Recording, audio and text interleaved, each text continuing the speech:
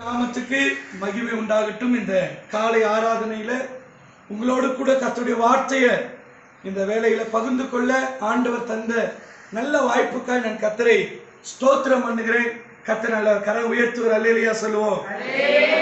இன்றைக்கு கர்த்தருடைய வார்த்தையை உங்களோடு நான் சுருக்கமாய் சொல்லி ஜெபிக்க விரும்புகிறேன். இன்றைக்கு செய்தியின் தலைப்பு எல்லாரும் என் கூட சேர்ந்து சொல்லுங்க. தள்ளப்பட்டவன் தலைவனானான். எல்லாம் சொல்லுங்க. யாரெல்லாம் இந்த உலகத்தில் தள்ளப்பட்டவர்களா இருக்கிறீங்களோ, இன்னைக்கு ஒரு நல்ல செய்தி, கர்த்தர் உங்களை உயர்த்துகிற நாள் வரப்போகுது. வேதத்துல தள்ளப்பட்டவர்களை எல்லாரையும் நீங்க வேதத்தை படிச்சீங்கன்னா நிறைய பேர் வேதத்துல தள்ளப்பட்டவங்க போல இருந்தாங்க. ஆனா வசனம் சொல்லுது தள்ளப்பட்டவர்களை கர்த்தர் உயர்த்தி வச்சார். ஆண்டவர் ஒரு மனுஷனை உயர்த்தணும்னா, உலகம் ஒரு மனுஷனை உயர்த்தணும்னா அவனுக்கு என்னென்னலாம் தேவை? படிப்பு தேவை, அப்புறம் திறமை தேவை. ஒரு மனுஷனை இன்னொரு மனுஷன் உயர்த்துறதுக்கு இதெல்லாம் தேவை. ஆனா ஆண்டவர் யாரை அழைக்கிறாரா? வேதம் சொல்லுது ஞானிகளை வெட்கப்படுத்தும்படி இன்னொரு ஞானியை கர்த்தர் அழைக்கல. யாரை அழைச்சாரா? பைத்தியங்களை அழைத்தார். ஒரு மனுஷனை உயர்த்துறதுக்கு நல்லா கவனிங்க, எங்க இருந்து ஒரு மனுஷனை கர்த்தர் உயர்த்துறாரா? வேதம் சொல்லுது 1 சாமுவேல் 2:8 எளியவனை குப்பையிலிருந்து. அப்போ ஒரு மனுஷனை கர்த்தர் உயர்த்துறதுக்கு தெரிஞ்சுக்கொள்ற இடம் எதுனா குப்பையிலிருந்து உயர்த்துறார். எத்தனை பேர் ஆமென் சொல்றீங்க? ஒருவேளை நீங்க எந்த நிலைமையில இருந்தாலும் உங்களை உயர்த்த கர்த்தரால முடியும். எத்தனை பேர் நம்புறீங்க? நான் எந்த நிலையில இருந்தாலும் என்னை மேன்மைப்படுத்த அவரால முடியும். ஒருவேளை எனக்கு படிப்பு இல்லை, திறமை இல்லை, எனக்கு எந்த அந்தஸ்து இல்லை, எந்த பேக்ரவுண்ட் இல்லை, ஆண்டவருக்கு இதெல்லாம் தேவையில்லை. ஆமென் சொல்லுங்களேன். ஒரு மனுஷனுக்கு தான் தேவை. ஆனா நான் சொல்றேன், கர்த்தர் உங்களை உயர்த்தணும்னு நினைச்சிட்டா எப்படி வேணாலும் உயர்த்துவார். ஆமென் சொல்லுங்களேன். அதனாலதான் இன்னைக்கு செய்தியின் தலைப்பு தள்ளப்பட்டவன் தலைவனான. ஆமென் சொல்லுங்களேன். வேதத்துல யாரெல்லாம் தள்ளப்பட்டாங்க? வேதத்துல ஒரு சம்பவத்தை வாசிக்க விரும்புகிறேன். எடுத்தவங்க சத்தமா நியாயாதிபதிகளின் புஸ்தகம் 11ஆம் அதிகாரத்துக்குள் திருப்புவோம். அதுடைய 2வது வசனத்தை யாராவது சத்தத்தை உயர்த்தி, நியாயாதிபதிகள் 11:2. மனைவியும் அவனுக்கு குமாரனை பெற்றால் அவன் மனைவி பெற்ற குமாரன் பெரியவர்களான பின்பு அவர்கள் எத்தாவை நோக்கி, நல்லா கவனிங்க, எத்தாவை நோக்கி, உனக்கு எங்கள் தகப்பன் வீட்டிலே சுதந்திரம் இல்லை. நல்லா கவனிங்க, கூட பிறந்த சகோதரங்க சொல்றாங்க, உனக்கு யார் வீட்டுல சுதந்திரம் இல்ல? எங்க தகப்பன் வீட்டுல. பிரிச்சுட்டாங்க. என்ன பண்ணிட்டாங்க? இன்னைக்கு யோசிச்சு பாருங்க, கூட பிறந்த ஒரே குடும்பத்துல உங்களை அப்படி பிரிச்சு பார்த்தா எப்படி இருக்கும்? இப்ப இந்த எத்தாவை பார்த்து சொல்றாங்க, எங்க வீட்டுல, அவனும் அதே வீட்டுல தான் இருக்கிறான். இப்ப இந்த எத்தாவை பார்த்து சொல்றாங்க, எங்க தகப்பன் வீட்டு. யார் வீட்டு? கூட பிறந்த அண்ணன் தம்பி அக்கா தங்கச்சிங்களா இருந்தா நினைச்சு என்ன சொல்லுவோம்? நம்ம அப்பா நம்ம அம்மா அப்படிதானே சொல்லுவோம். உங்க அக்காவை பார்த்து எங்க அப்பா அப்படின்னு சொல்ல மாட்டோம், நம்ம அப்பா நம்ம அம்மா, ஏன்னா ஒரே வயிற்றுல பிறந்தவங்க. இப்ப இவங்க சகோதரர்கள் எல்லாம் என்ன சொல்றாங்களா? எத்தாவை பார்த்து என்ன, எங்க தகப்பன் வீட்டில் சுதந்திரம் இல்லை, உனக்கு என்ன கிடையாது. நல்லா கவனிங்க.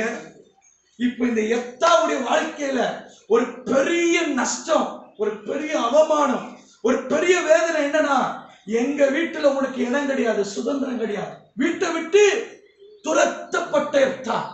யோசிச்சு பாருங்க, ஒரு குடும்பத்தில் இப்படிப்பட்ட ஒரு நிலைமை நமக்கு வரும்போது நம்முடைய உள்ளம் உடைந்து போகும், நம்முடைய இருதயம் எல்லாம் காயமாகும். இங்க வசனம் சொல்லுது, இந்த எத்தாவை பார்த்து என்ன தெரியுமா சொல்றாங்க? எங்க தகப்பன் வீட்டில உனக்கு சுதந்திரம் கிடையாது, எங்க வீட்டுல இருக்கிறதுக்கு நீ தகுதியே கிடையாது அப்படின்னு சொல்லி என்ன செய்துட்டாங்கன்னா, நீ அந்நிய ஸ்திரீயின் மகன் என்று சொல்லி, நல்ல கவனிங்க, அவனை என்ன பண்ணிட்டாங்க? குடும்பத்தை விட்டே துரத்தினாங்க. நான் இன்னைக்கு சொல்றேன், இன்னைக்கு எந்த நிலைமையில நீங்க இந்த வார்த்தை கேட்டாலும், எத்தா துரத்தப்பட்டவன், தள்ளப்பட்டவன், அவனுக்கு பங்கில்லைன்னு சொன்னாங்க. கூட பிறந்த சகோதரர் எல்லாம் அவனை பகைத்தாங்க. ஒருவேளை இந்த காலையில இப்படிப்பட்ட நிலைமையில நீங்க இருக்கலாம். நான் சொல்லுகிறேன், நீங்க எந்த நிலையில் இருந்தாலும் உங்களை மேன்மைப்படுத்த கர்த்தரால முடியும். யாரும் உங்களை உயர்த்த வேண்டிய அவசியம் இல்ல. கர்த்தருடைய கரம் உங்களை உயர்த்த. எத்தனை பேர் நம்புறீங்க? ஆமென் சொல்லுங்க. நான் அடிக்கடிக்கு சொல்லுவேன், மனுஷன் கொடுத்தா என்ன கொடுப்பான் தெரியுமா? மனுஷன் கொடுத்தா ஒரு துருத்தி தான் கொடுப்பான். எல்லாம் சொல்லுங்க, மனுஷன் கொடுத்தா எப்படி கொடுப்பான்? ஆனா கர்த்தர் கொடுத்தா எப்படி கொடுப்பார்னா, எல்லாம் சொல்லுங்க, ஒரு துறவே கொடுப்பார். இந்த ஆபிரகாம் இந்த ஆகாரை வீட்டை விட்டு துரத்திட்டான். கூட பிள்ளைய பெற்றுட்டான், கூட குடும்பத்தை நடத்தினான். கடைசியில் ஆபிரகாம் என்ன சொல்றான்? என் வீட்டிலேயே நீ இருக்கக்கூடாது அப்படின்னு பிள்ளையோடு என்ன அனுப்பிட்டானா? வசனம் சொல்லுது, கொஞ்சம் அப்பமும் துருத்திலனாமா கொஞ்சம் தண்ணி. வசனம் சொல்லுது, அதை கொடுத்துட்டு ஆகாரை துரத்திட்டான். ஆனா வசனம் ரொம்ப அழகா சொல்லுது, அந்த ஆகாரின் கண்ணீரை கர்த்தர் கண்டு அந்த ஆகாருடைய பிள்ளையாகிய இஸ்மவேலை பெரிய ஜாதியா கர்த்தர் மாத்தினார்.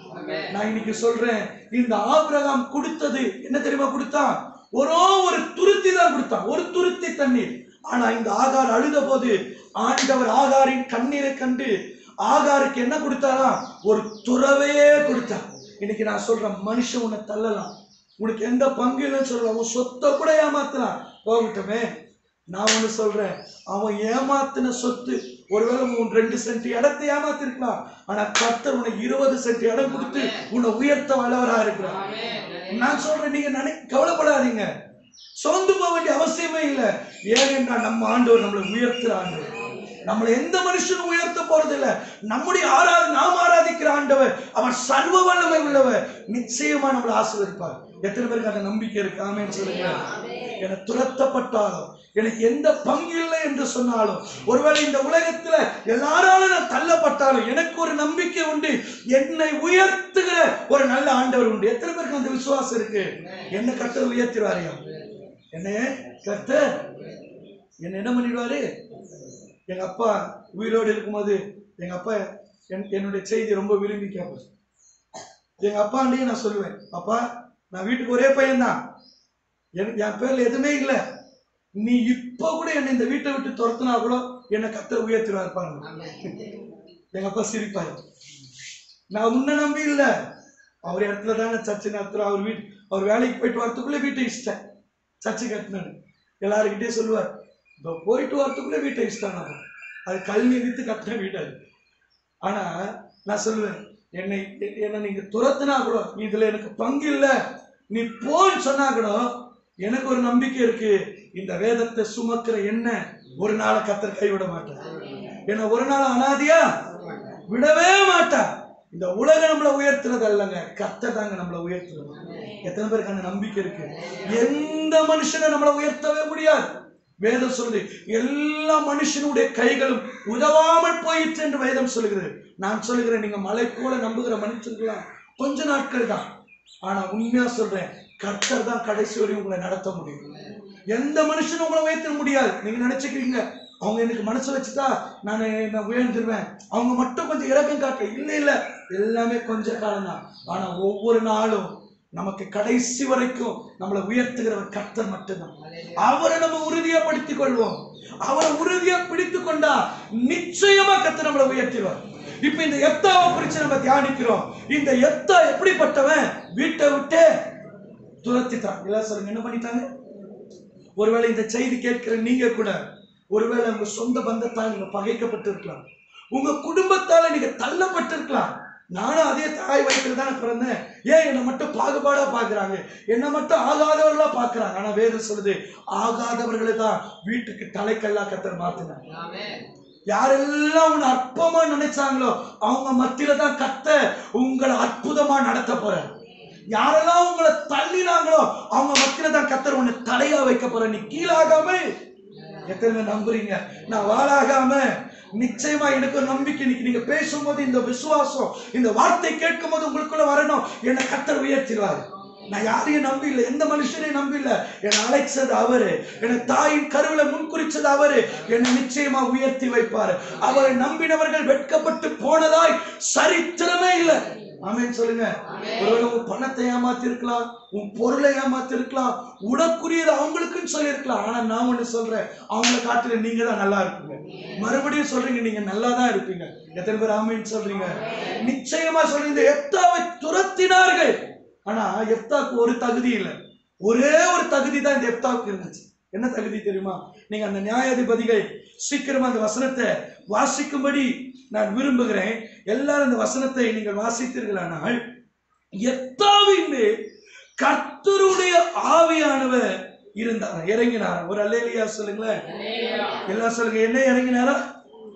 எல்லாம் சத்தமா சொல்லுங்களேன்.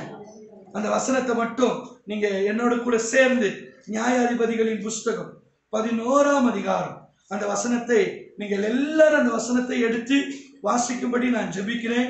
கர்த்தருடைய வார்த்தையை உங்களுக்கு நான் சொல்ல விரும்புகிறேன். நீங்கள் எல்லாரும் அந்த வார்த்தையை எடுத்துக்கொள்ளுவோம். 7வது வசனத்தை வாசிங்களேன். 7வது வசனம்.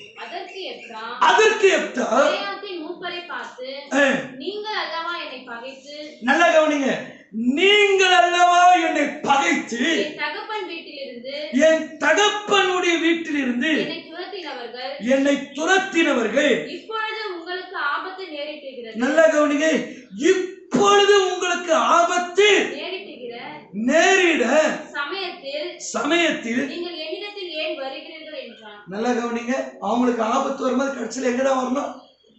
யாரெல்லாம் துரத்தினாங்களோ அவங்க எல்லாம் யார்கிட்ட வந்தாங்க? துரத்தினவர்களை தேடி வந்தாங்க. நான் இன்னைக்கு இப்படி ஒரு தீர்க்க தரிசனம் இந்த காலையில உங்களை பார்த்து சொல்றேன். என்ன தெரியுமா சொல்ல விரும்புறேன்? யாரெல்லாம் உன்னை அற்பமா நினைத்து தூக்கி எறிந்தாங்களோ அவங்க எல்லாம் ஒரு நாள் உன் பாதத்துக்கிட்ட கர்த்தர் கொண்டு வருவார். எத்தனை பேர் நம்புறீங்க? நீங்க விசுவாசமா ஜெபம் பண்ணி கர்த்தர் சமூகத்துல நீங்க காத்திருந்தா இந்த அற்புதத்தை உங்க கண்ணார நீங்க காண்பீங்க. அதனாலதான் வெளிப்படுத்தல ஆண்டவர் பிலதெல்பியா சபையை பார்த்து சொல்றாரு, உன் பட்சத்துல நான் உங்களை கொண்டு வருவேன், உன் பாதத்துக்கு கிட்ட கொண்டு வருவேன், நான் உண்மையில் அன்பா இருக்கிறதை அறிந்து கொள்ளும்படி செய்வேன். இப்ப யோசிச்சு பாருங்க, இந்த எப்தா சொல்றான், நீங்க தானே என்ன பகைச்சிங்க, நீங்க தானே என்ன துரத்தினீங்க, இப்ப நீங்க என்ன தேடி வரீங்க. நான் சொல்றேன், யாரெல்லாம் உங்களை அற்பமா நினைச்சு உங்களை தூக்கி எறிந்து போட்டார்களோ அவங்க உங்களை தேடி வருகிற நாட்கள் வரும். எத்தனை பேர் ஆமென் ஆமென் சொன்னவங்களுக்கு அப்படியே நடப்பதாக? எத்தனை பேர் விசுவாசிக்கிறீங்க எனக்கு அந்த அற்புதம் நடக்கும்? எத்தனை பேர் நம்புறீங்க? இந்த காலையில உங்களை பார்த்து நான் தீர்க்கதரிசனமா இந்த வார்த்தையை சொல்ல விரும்புறேன். இந்த வார்த்தையுடைய ஆவியானவர் பேசும் பொழுது நீங்கள் இந்த வார்த்தையை ஆமென் என்று சொல்லி ஏற்றுக்கொள்ளுங்க. ஆண்டவர் சொல்றாரு, இந்த எப்தாவை தேடி போனாங்க. ஆமென் சொல்லுங்களேன். ஒருவேளை உங்களை துரத்தி துரத்தி அடித்திருக்கலாம், ஆனா ஒரு நாள் உன்னை தேடி வருகிற நாட்கள் வரும். உன் பாதத்துக்கிட்ட அவங்க வருவாங்க, உன் பாத தண்டையில வருவாங்க. ஒருவேளை இந்த செய்தி நீங்க கேட்கும் போது இப்படிப்பட்ட உடைந்த இருதயத்தோடு நீங்க இருக்கலாம். ஏதோ ஒரு விதமான தாக்கம், ஏதோ ஒரு விதமான பார இருதயத்தின் காயங்கள். ஆனால் வசனம் சொல்லுது, எப்தாவை தேடி வந்தாங்க. இப்ப எப்தா சொல்றாங்க, நீங்க தான் என்ன பண்ணீங்க? துரத்தினீங்க. அப்புறம் என்ன பண்ணீங்க? அந்த வசனம் எனக்கு ரொம்ப பிடிச்ச வசனம் என்ன தெரியுமா? என்னை பகைத்து. அந்த வசனம் 7ஆம் வசனம் சொல்லுது, நீங்கள் அல்லவா என்னை பகைத்து என் தகப்பனுடைய வீட்டில நீங்க தானப்பா துரத்துனீங்க, நீங்க தானப்பா பகைச்சுங்க. இன்னைக்கு நான் சொல்றேன், இந்த செய்தியை கேட்கிற நீங்க ஒருவேளை உங்க கூட பிறந்தவங்க உங்களை பகைத்து இருக்கலாம். ஆனா நான் சொல்லுவேன், கர்த்தருடைய பிள்ளைய, அவர்கள் எல்லாம் உன்னை தேடி வருகிற நாட்கள் வரும். அவர்கள் எல்லாம் உன்னை தேடி வருகிற நாட்கள் வரும். மோசைக்கு விரோதமாய் உன் குடும்பம் எழுப்பின போது கர்த்தர் அதை மாற்றினார். யோசேப்புக்கு விரோதமாய் அவனுடைய கூட பிறந்த சகோதரர்களை குழி வெட்டினார்கள். ஆனால் நடந்தது என்ன தெரியுமா? அந்த யோசேப்பை தேடி யோசேப்பின் பாதத்துக்கு கிட்ட கர்த்தர் வர வைத்தது போல, யாரெல்லாம் உன்னை பகைத்து உன்னை துரத்தி நீ இல்லாமல் போக வேண்டும், நீ அழிய வேண்டும் என்று நினைத்தார்களோ அவர்கள் மத்தியில நான் வாழ்ந்து காட்ட முடியும். கைகளை உயர்த்தி சொல்லுங்க, நான் வாழ்ந்து காட்டுவேன். ஆமென் சொல்லுங்க. சிலர் சொல்லுவாங்க, நீ வாழவே மாட்ட, நீ அழிஞ்சு போயிடுவ. நீ சொல்லு, ரொம்ப நன்றி, நீ சொன்னதுனாலதான் நான் இன்னும் நல்லா இருக்கிறேன். ஆமென் சொல்லுங்களேன். மற்றவங்க சபித்தவங்க மத்தியில கர்த்தர் உங்களை ஆசீர்வாதமாய் வைக்கிற அந்த நல்ல நாள் வரும். எத்தனை பேர் ஆமென் சொல்றீங்க? யாரெல்லாம் உங்களை சபிச்சாங்களோ அவங்க மத்தியில கர்த்தர் உங்க தலைகளை உயர்த்தி வைத்திருப்பத அந்நிய கண்கள் அல்ல, உங்க சொந்த கண்கள் காணும். நீங்களே ஆச்சரியப்படுகிற அளவுக்கு கர்த்தர் நடத்தப்பார். எத்தனை பேர் நம்புறீங்க? அந்த வசனம் சொல்லுது. இப்ப அது எப்தாவை பார்த்து என்ன தெரியுமா சொன்னாங்க? 8ஆம் வசனம் சொல்லுது, சீக்கிரம் வாசிங்க.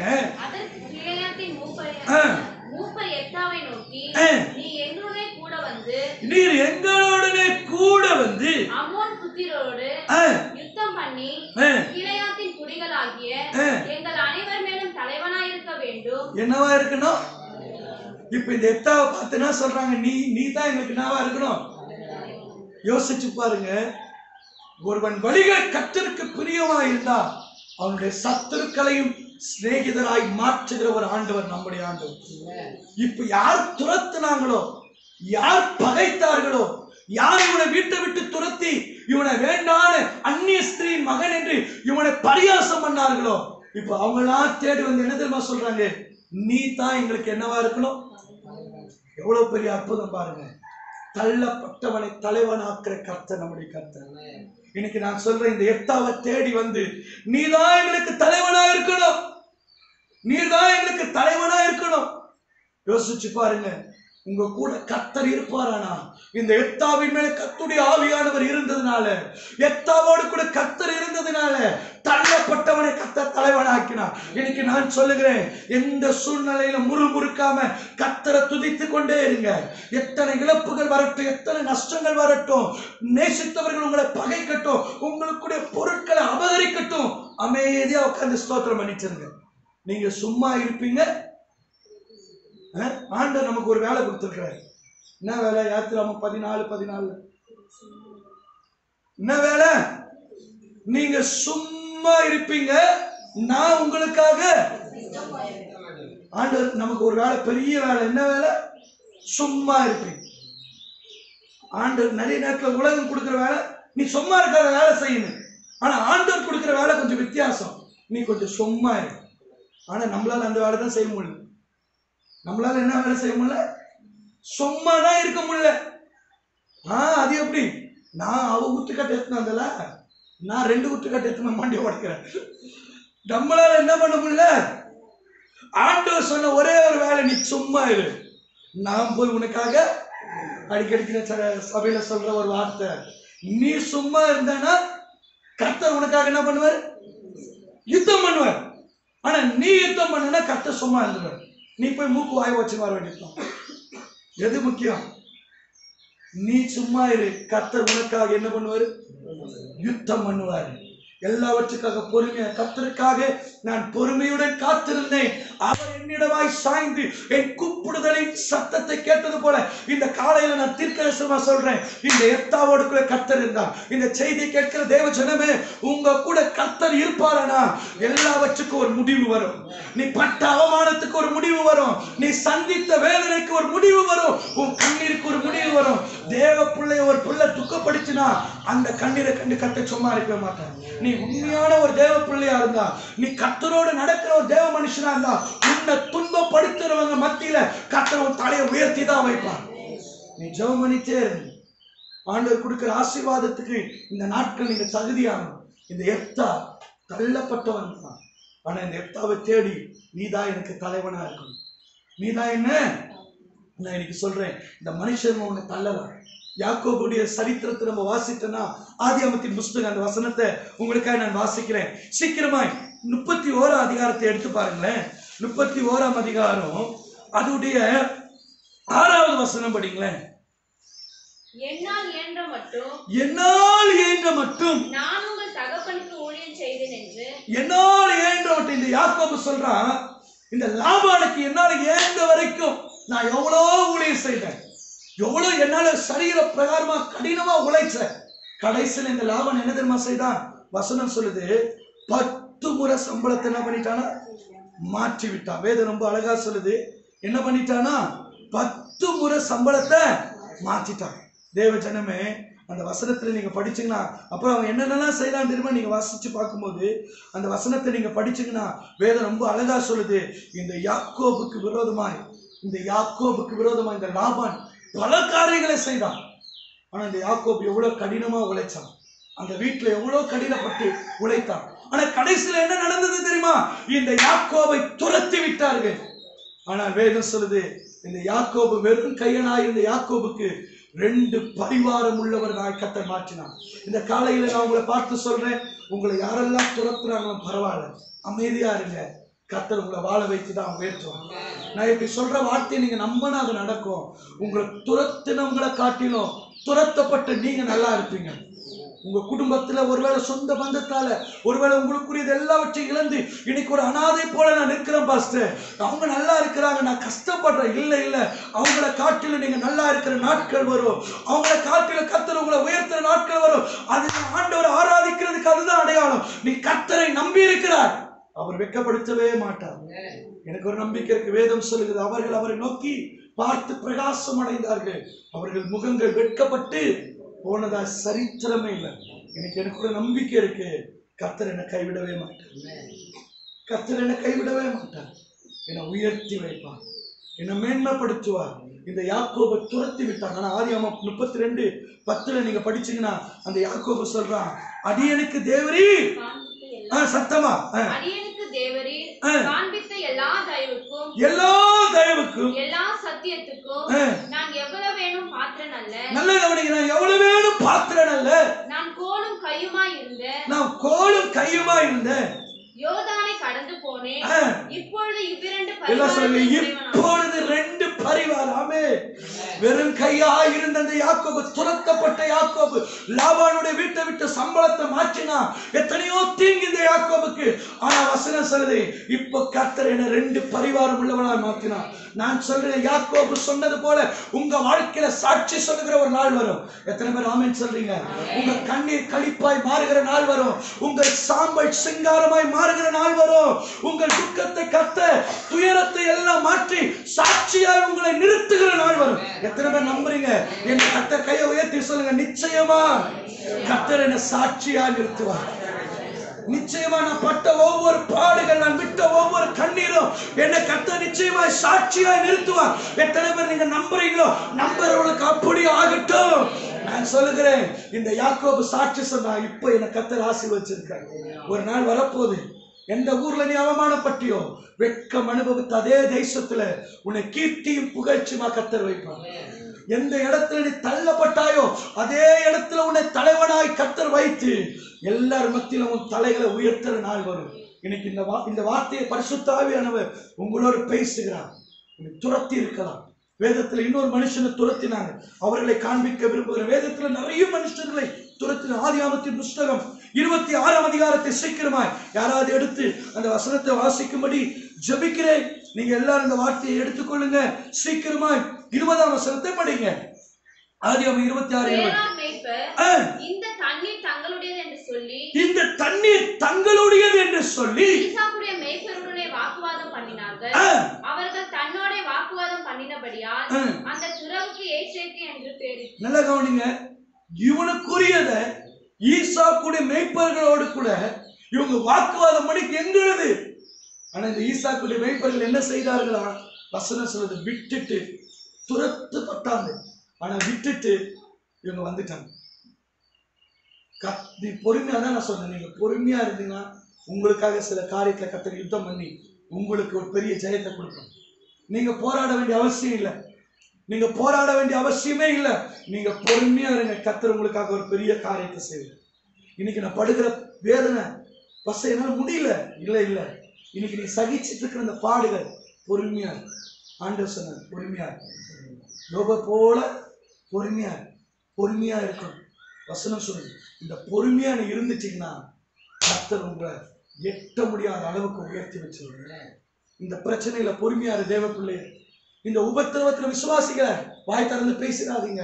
தேவ ஜனமே, இந்த கஷ்டத்துல ஏதாவது ஒண்ணு பேசி அதுக்கு ஒரு முடிவு வரணும். இல்ல இல்ல, நீ உட்காந்து அமைதியா தேவ சமூகத்துல ஜெபம் பண்ணிட்டேடு. அந்த இருதயத்தை கர்த்தர் உனக்கு தருவார். தேவ சமூகத்துல காத்திரு. இந்த ஈசாக்கை எல்லாரும் துரத்தினார்கள் மேய்ப்பர்கள். ஈசாக்குடைய மேய்ப்பர்களை துரத்தின போது இவங்க துரத்தப்பட்ட. ஆனா வசனம் சொல்லுது 22ஆவது வசனத்துல, கர்த்தர் அவர்களை பழுகி பெருக செய்தார். என்ன செய்தாரா? இப்பொழுது கர்த்தர் என்னை பழுகி பெருக. அவனுக்கு விரோதமாய் வாக்குவாதங்கள், பல சண்டைகள் உனக்கு விரோதமாய் எழும்பலாம். நீ நன்மையே செய்து உன்னை விரோதமா பேசலாம். ஒருவேளை உனக்கு முன்னாடி நல்லா பேசிட்டு உன்னை பத்தி பின்னாடி பல காரியங்களை சொல்றான். ஆனா உன் காதுக்கு அது வந்தா கூட அவங்கள பார்க்கும்போது இப்படி பேசிட்டேன்னு கேட்காது. சோத்திரம், நல்லா இருக்கீங்களா மனசுல மறந்து நீங்க அப்படி செய்யும் போது என்ன தெரியுமா நடக்கும்? கர்த்தருடைய ஆசீர்வாதம் உங்க தலைமையில வந்து விழுந்துட்டே இருக்கும். கேட்காதீங்க. உங்களை பத்தி அவங்க பேசுறாங்க, உங்களுக்கு அவங்க துரோகம் தான் நினைக்கிறாங்க, உங்களை அழிக்க தான் நினைக்கிறாங்க, உங்களுக்கு கெட்ட பேர் வரணும் தான் நினைக்கிறாங்க. ஸ்தோத்திரம். அவங்கள பார்த்து ஸ்தோத்திரம் மனசார சொல்லுங்க. நீ இப்படி பண்றதுனாலதான் கர்த்தர் உயர்த்திட்டே இருக்கிற. உனக்கு விரோதமா எவ்வளவு குழி நோண்டினாலும் அந்த குழி கீழே போறதுக்கல்ல, நான் மேல போறது. எத்தனை பேருக்கு இது நம்பிக்கை? இதெல்லாம் என் வாழ்க்கையில அனுபவமா மாற்றணும். இதை நான் நம்புறேன். பேசினாலும் பேசிட்டோம், நான் கேட்க மாட்டேன். எனக்காக பேசுறவர் இருக்கிறார். நான் பேசினா அதுல ஒண்ணு நடக்காது. ஆனா அப்பா பேசினா ஒரு பெரிய அற்புதம் நடக்கும். எத்தனை பேர் இது அனுபவத்துல கடந்து போய் இருக்கீங்க எனக்கு தெரியல. நான் பல அனுபவத்துல கடந்து போகும்போது ஆண்டவர் எனக்கு இப்படிதான் கற்றுக் கொடுத்தா. இப்படி நீங்க போகும்போது ஒரு பெரிய மாற்றத்தை காண்பீங்க. அவங்க மத்தியில கர்த்தர் தலைகளை உயர்த்தி வைப்பார். இங்க வசனம் சொல்லுது, இப்ப இவங்க துரத்தினவங்க எல்லாம் ஒரு நாள் இந்த ஈசாக்கை தேடி 28வது வசனத்துல நீங்க படிச்சீங்கன்னா வசனம் சொல்லுது, அதற்கு அவர்கள் நல்ல கவனிங்க, யார் கூட இருக்கிறாரு? கர்த்தர் உம்மோடு கூட இருக்கிறார் சொல்லல. எப்படி இருக்கிறாரா? எப்படி உங்களை பார்த்து இப்படிதான் சொல்லுவாங்க, அம்மா நான் தெரியாம உன்னை பத்தி பேசிட்டேன், உனக்கு கெட்ட பேர் வரணும், உன் மேல இருக்கிற ஏதோ கசப்புல உன் மேல இருக்கிற கோபத்தை சொல்லிட்டேன். ஆனா இப்ப நான் என்ன தெரியுமா நினைக்கிறேன், உண்மையாலே கர்த்தர் உன் கூட இருக்கிறாருமா. நீ விட்ட கண்ணீர் என்ன நைட்டெல்லாம் தூங்க விடல, என்ன ஏதோ மனசுல உறுத்துது. உங்ககிட்ட போய் மன்னிப்பு கேட்கணும் போல தோணுச்சு. உங்ககிட்ட என்ன கேட்கணும் தோணுச்சு? யாராவது அப்படி உங்களை தேடி வந்திருக்கிறாங்களா? அப்படி நீங்க விசுவாசமா ஜெபம் பண்ணா அப்படி நடக்கும். நீங்க எதுவும் பேச தேவையில்லை, நீங்க போய் சண்டைப்பட தேவையில்லை. இந்த ஈசாக்கை தேடி, ஈசாக்கின் புத்திரரை தேடி எல்லாரும் வராங்க. நிச்சயமா உங்க கூட கர்த்தர் இருக்கிறாரு. நாங்க அதை பார்த்துட்டோம். இன்னைக்கு நான் சொல்றேன், உங்க கூட கர்த்தர் இருக்கிற ஜனங்க பார்க்கணும். எத்தனை பேர் நம்புறீங்க என் கூட கர்த்தர் இருக்கிறார்? எத்தனை பேருக்கு நம்பிக்கை இருக்கு என் கூட கர்த்தர் இருக்கிறார்? இருக்கிற இடத்துல சொல்லுங்க, என் கூட கர்த்தர் இருக்கிறாரு. எல்லாரும் கைகளை உயர்த்தி சொல்லுங்க, நிச்சயமாய் கர்த்தர் என் கூட தான் இருக்கிறாரு. எனக்கு ஒரு பெரிய நம்பிக்கை இருக்கு, என் கூட கர்த்தர் இருக்கிறாரு. எல்லா கண்களும் காணும், சுற்றி இருக்கிற கண்கள் அது காணும், என் கூட கர்த்தர் இருக்கிறார். தேவ ஜனமே, தாவீதை துரத்தினார்கள். ஆனால் வசனம் சொல்லுது, துரத்தப்பட்ட தாவீதை கர்த்தர் மேன்மைப்படுத்தினார். இன்னைக்கு நான் இந்த காலையில் உங்களுக்கு ஒரு வார்த்தை சொல்றேன். ஆவியானவர் இந்த வார்த்தை உங்களோட பேச சொல்றாரு. இன்னைக்கு ஏதோ ஒரு நிலைமை, எனக்கு ஏதோ தள்ளப்பட்ட அனுபவம் போல, எல்லா மனுஷர்களும் என்னை விரோதிக்கிறது போல, அமைதியா ஜெபம் பண்ணுங்க. அவங்க கிட்ட போய் பேச கூட கேட்காதீங்க, போய் சண்டை போடாதீங்க. முன்ன காட்டிலும் இன்னும் அன்பு செலுத்துங்க. அவங்க கிட்ட போய் ஸ்தோத்திரம் பண்ணுங்க. அவங்க முடிஞ்சா ஒருவேளை சோறு செய்து எடுத்துட்டு போயிட்டு அவங்க கொடுத்துட்டு அவங்கள பிளஸ் பண்ணிட்டு வாங்க. இதெல்லாம் செய்ய செய்ய செய்ய நீ தீமையை நன்மையினால வெல்லணும்.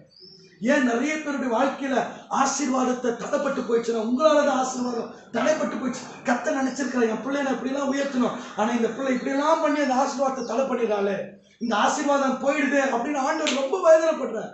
இன்னைக்கு ஆண்டவர் நம்ம மேல ஒரு பெரிய ஆசீர்வாதத்தை வச்சிருக்கிறார். இன்னைக்கு இந்த காலையில நான் துரத்த தள்ளப்பட்ட எத்தா தலைவனானான். தள்ளப்பட்ட எத்தாவை கர்த்தர் உயர்த்தினது போல இன்னைக்கு ஒரே ஒரு காரியம், எத்தாவின் மேல கர்த்தருடைய ஆவியானவர் இருந்தார். எத்தாவோடு கூட கர்த்தர் இருந்தார். இன்னைக்கு ஒரே ஒரு ஜெபம், ஆண்டவரே நீங்க என் கூட இருந்தா போதும். மனுஷங்க இன்னைக்கு வருவாங்க போவாங்க, இன்னைக்கு என்கிட்ட நல்லா பேசுவாங்க, நாளைக்கு என்ன பகைப்பாங்க. இதெல்லாம் நான் நம்பலப்பா, எல்லாரையும் நான் நேசிக்கிறேன், ஆனா நீங்க மட்டும் என் கூட இருக்கணும். எத்தனை பேர் ஆண்டவர் உண்மையா பிடிச்சு கொள்ள விரும்புறீங்க? இந்த ஆண்டவர் என் கூட இருக்கணும்னு எத்தனை பேர் நம்புறீங்க? நீங்க இருக்கிற எல்லாருமே ஒரு தீர்மானம் எடுக்க போறோம், என் கூட கர்த்தர் இருக்கணும், என் கூட கர்த்தர் இருக்கணும். உங்க கரங்களை உயர்த்தி ஆண்டவரை பார்த்து, ஆண்டவரே நீங்க இல்லாம எனக்கு ஒரு வாழ்க்கை இல்லை ஆண்டவரே, நிச்சயமா என் கூட நீங்க இருந்தா போதும் சொல்லுங்க. நீங்க இருந்தா போதும் டாடி. ஓ ஹalleluya. உங்க கரங்களை உயர்த்தி ஆண்டவரை பார்த்து, இயேசுவே பரிசுத்த ஆவியானவரே, எல்லாரும் சொல்லுங்க, என் கூட கர்த்தர் இருந்தா போதும். எந்த நிலைமையில் இருந்தாலும், எந்த சூழ்நிலையில் இருந்தாலும், நான் துரத்தப்பட்டாலும், வெட்கப்பட்டாலும், ஒருவேளை இந்த அந்நியனை பார்த்தாலும், ஒருவேளை இந்த உலகின் அற்பமாய் பார்த்தாலும், என் கூட கர்த்தர் உண்டு.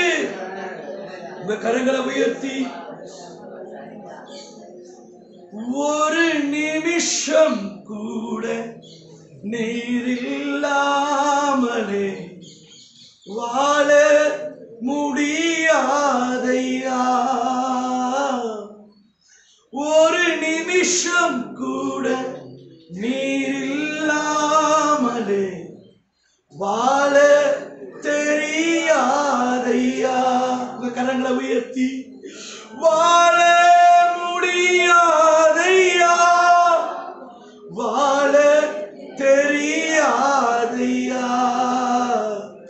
வாழ முடியாதையா, வாழ தெரியா. ஒருவேளை நீங்க இந்த வார்த்தை கேட்ட தேவச்சனமே, ஒருவேளை துரத்தப்பட்ட அனுபவங்கள், பகைக்கப்பட்ட அனுபவங்கள், உன்னுடைய ஆஸ்திகள், ஐஸ்வர்யம், உன் பொருள் எல்லாம் அபகரித்திருக்கலாம். இந்த செய்தியை கேட்கிற தேவ பிள்ளையோடு கர்த்தர் பேசுகிறார். பல நாட்களாக உன் வாழ்க்கையில் ஒரு பெரிய வேதனை. ஐயோ, என்னுடைய ஆசீர்வாதங்களை எல்லாரும் பகைத்து எடுத்துக்கொண்டார்களே. ஆனால் நான் சொல்லுகிறேன், கர்த்தருடைய ஆவியானவர் உன்னோடு இருக்கிறார். கர்த்தர் உன்னோடு இருக்கிறார். உன்னை கர்த்தர் தலைவனாய் மாற்றுவார். நிச்சயமாய் கர்த்தர் உன்னை உயர்த்தி வைக்கிறார். அந்த நாள் அதி சமீபம். சாட்சியாய் நிற்கிற நாள் வரப்போகிறது. நீ பட்ட ஒவ்வொரு பாடுகளுக்கும், நீ விட்ட ஒவ்வொரு கண்ணீருக்கும் பதில் வருகிற நாட்கள் வரப்போகிறது. தேவச்சனமே, கலங்காதே, மகிழ்ந்து களிக்கூறு. கர்த்தர் பெரிய காரியங்களை செய்ய போகிறார். எங்களை இரக்கமுள்ள நல்ல ஆண்டவரே, இந்த பரிசுத்த ஓய்வு நாள் ஆராதனையில நாங்கள் எல்லாரும் இணைந்து ஜெபிக்க, இந்த வார்த்தையை கேட்க ஆண்டவர் எங்களோடு பேசின தீர்க்கதரிசனமான வார்த்தைக்காய் ஸ்தோத்திரம். இந்த வார்த்தையை கேட்ட ஒவ்வொருவரையும் பிதா, குமாரன், பரிசுத்த ஆவியானவர் நாமத்தில் நாங்கள் ஆசீர்வதிக்கிறோம். எந்த இடத்துல தள்ளப்பட்டார்களோ அதே இடத்துல கர்த்தர் அவர்களை தலைவனாய் மாற்றுவீராக. கர்த்தர் அவர்களை உயர்த்துவீராக. பட்ட அவமானத்துக்கு பதிலாக இரட்டத்தனையான பலனை தருவீராக. உம்முடைய கரமும் கிருபையும் ஆசீர்வாதமும் இவர்கள் மேல இருக்கட்டும் என்று ஜெபிக்கிறோம்ப்பா. இன்னைக்கு எந்த சூழ்நிலையில் இருந்தாலும் இவருடைய நிலைமைகள் மாறட்டும் அப்பா. இந்த செய்தியை கேட்ட எல்லாரும் நல்லா இருக்கணும்ப்பா. அவங்க குடும்பம் நல்லா இருக்கணும், ஆசீர்வாதமா இருக்கணும்ப்பா. அவர்கள் வேதனை எல்லாம் மாறட்டும். இயேசுவின் நாமத்தில் ஜெபிக்கிறோம் நல்ல பிதாவே. எல்லாரும் சேர்ந்து சொல்லுவோம், என் ஆத்துமாவே, என் முழு உள்ளமே, என் ஆத்துமாவே கர்த்தரை ஸ்தோத்திரி. கர்த்தர் செய்த சகல உபகாரங்களை மறவாமல் இருப்போமாக. ஆசீர்வாதம் நம்முடைய ஆண்டவராகிய இயேசு கிறிஸ்துவின் கிருபை, பிதாவாகிய தேவனுடைய அன்பு, பரிசுத்த ஆவியினுடைய ஐக்கியம், சமாதானமும் வழிநடத்து உங்களோடும் உங்கள் குடும்பத்தோடும் சகல பரிசுத்தவான்களோடும் இன்றும் என்று கர்த்தர் வருகை மட்டும் இருப்பதாக. கரங்களை உயர்த்தி முன் அல்லேலூயா, அல்லேலூயா, அல்லேலூயா, அல்லேலூயா. கர்த்தர் ஒவ்வொருவரையும் ஆசீர்வதிப்பாராக. வெள்ளிக்கிழமை நமக்கு